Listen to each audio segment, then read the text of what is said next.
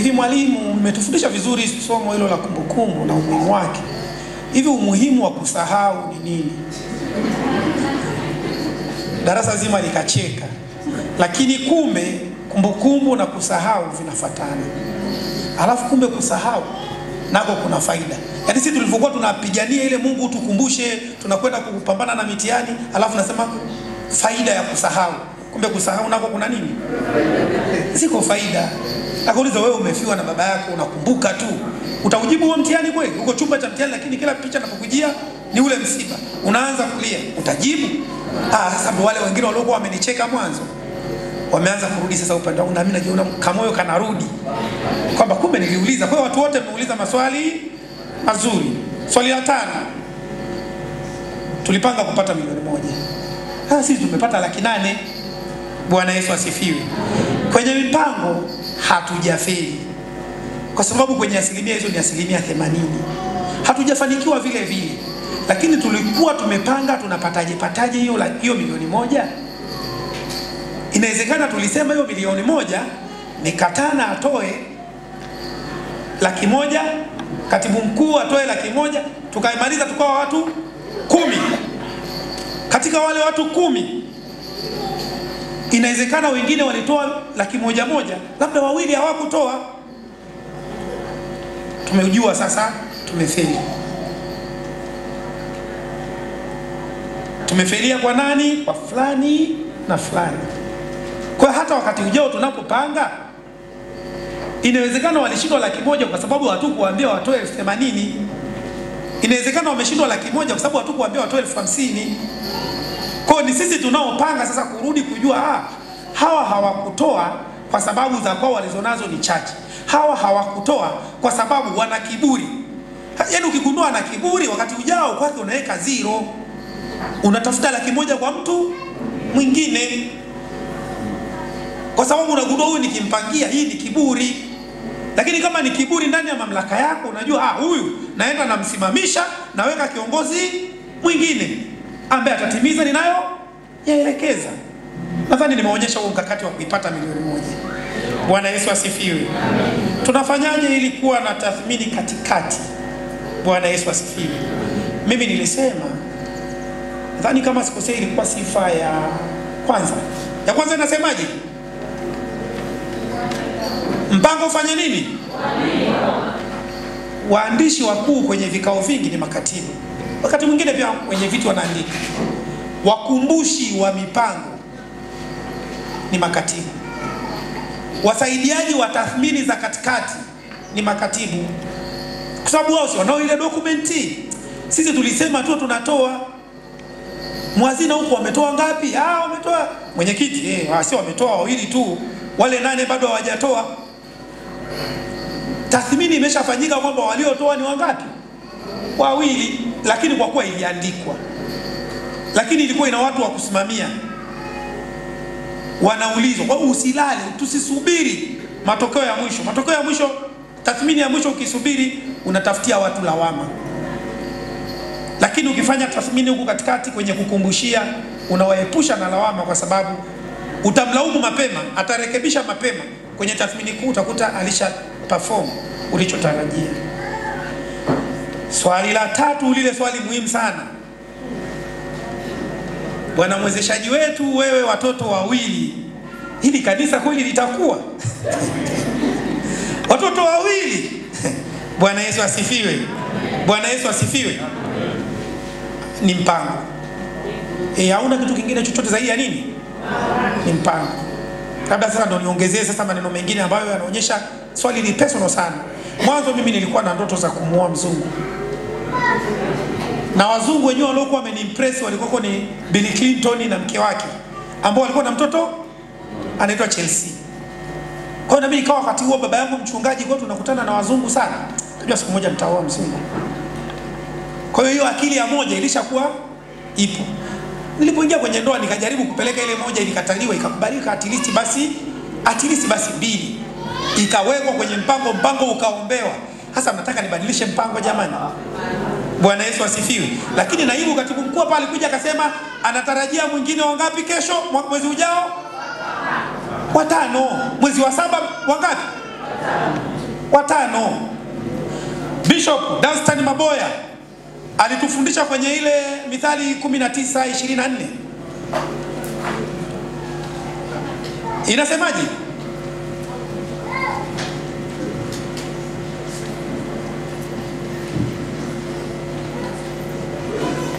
Leo mmesahau Biblia, mmekuja kisemina.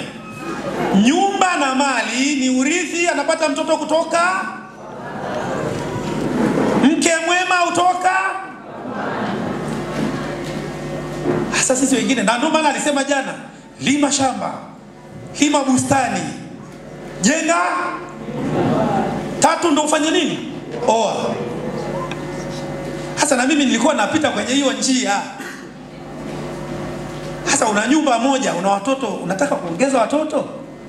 Baadaye wakitaka kutimiza ili neno la kusema nyumba na mali, wanatimizaje? Lakini kuna mambo na mimi pia nilikuwa na feli kule kwa wazazi wangu. Wazazi wangu tulizaliwa 6, kwa mke wangu alizaliwa 7. Kwa bibi yangu walikuweko 11, yaani huko kwa baba 11, kwa mama 10. Kwa hiyo utaona kizazi cha nyuma kilikuwa na mashamba na urithi mwingi. Walianza 10 kwa 11. Wakaja hapa kwetu sisi 6 kwa 7. Asi tumekuja tumeangukia 2, lakini kwa mpango. Ndugu zangu wamezaa wale wengine. Bwana Yesu asifiwe. Ninaye mtoto wa kaka yangu alifariki, ninaye ninamlea. Wamekuwa wangapi? Ninao wale wengine. Kwa hiyo Mungu hakuachii tu, atakupa tu na majukumu. Bwana Yesu asifiwe. Swali la 4 ambalo ni la pili. Vijana wapo sehemu mbalimbali, wanawezaje kushare hizi fursa? Au tufanyeje ili waweze kushare fursa? Nimwombe naibu katibu mkuu atupitishe kwenye hilo swali kwa haraka. Anatupaje majibu au nimpe mtu wa IT?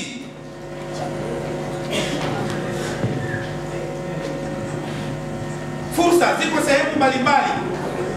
Kuna social network. Je, tunawezaje kupata hizi fursa? Bwana Yesu asifiwe sana. Asante. Bwana Yesu asifiwe.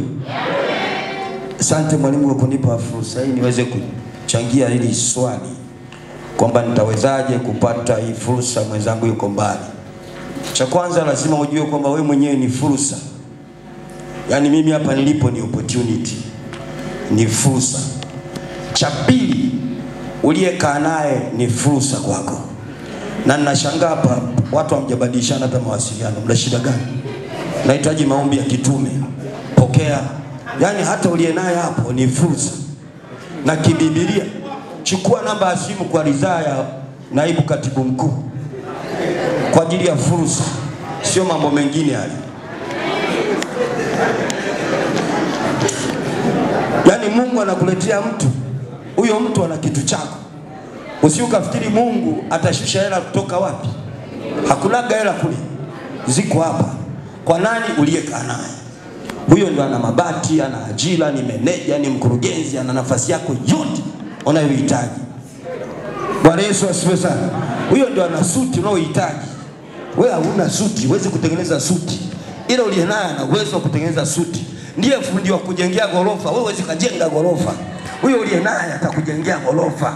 Wewe huyo uliye naye ana cheo ambacho wewe kwenye kampuni unaotafuta kazi. Wewe una profession, yeye hana. Yeye ana fedha, wewe huna fedha, una ujuzi. Tengeneza network na mtu uliye naye. Na ndio maana tunawaagiza makanisani vijana muweze kusocialize, mnakutana. Bwana Yesu asifiwe sana. Si umekaa zako Santiria, unakulia Santiria, unasomea Santiria, Santiria samani. Ngoja nitaje sehemu ambako wakujulikani. Umekulia Hanyizi Abana, unasomea Hanyizi Abana, unaolea Hanyizi Abana, unazikwa Hanyizi Abana. Kitendo cha kutembea ni fursa. Tuko sawa vijana? Mimi hapa nilipo ni fursa. Yaani mkinitumia vizuri na bonge la fursa. Hapo kiniona nina laki yako. Ila utaipataje? Nitafute kwa muda wako.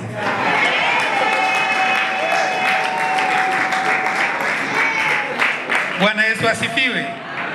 Nachukulia labda mimi nina duka langu la nguo kwa mfano. Nimefika hapa alafu mkutano unaisha. Hujawauliza hapa hivi kaka yangu Mwaisumo,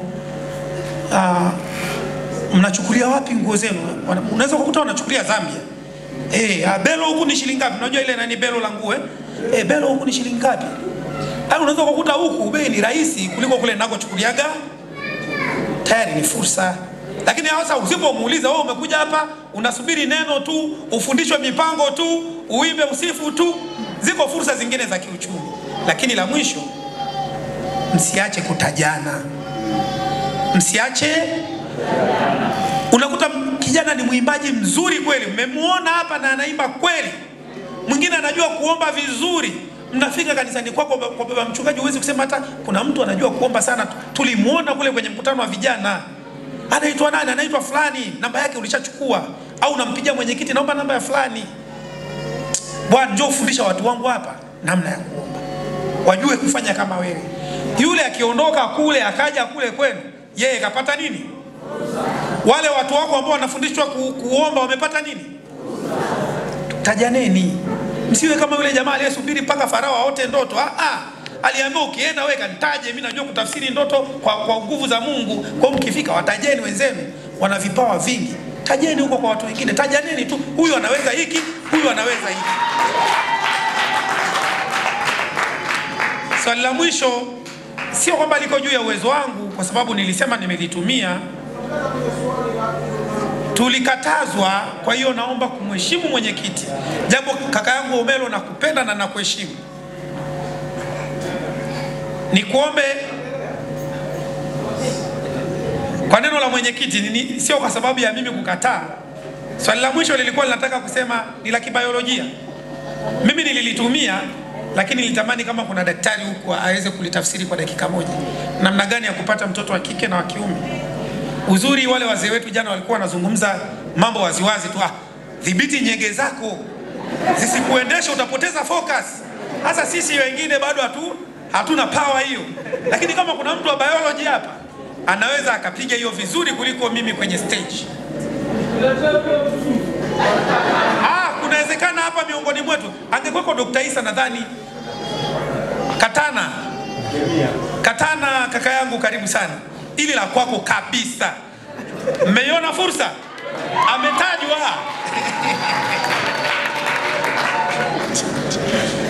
Haleluya. Bwana Yesu apewe sifa. Kusema kweli hiyo ni biolojia, na tunasema kwamba kupata mtoto wa kike au mtoto wa kiume kwenye mbegu za uzazi. Mwanamke ana mbegu ya uzazi inaitwa ova, na mwanaume ana sperm. Sasa mwanaume yeye ndiye ambaye anaamua jinsia, kwa sababu ana ndani yake kuna genetics, tunaita genes za X na Y.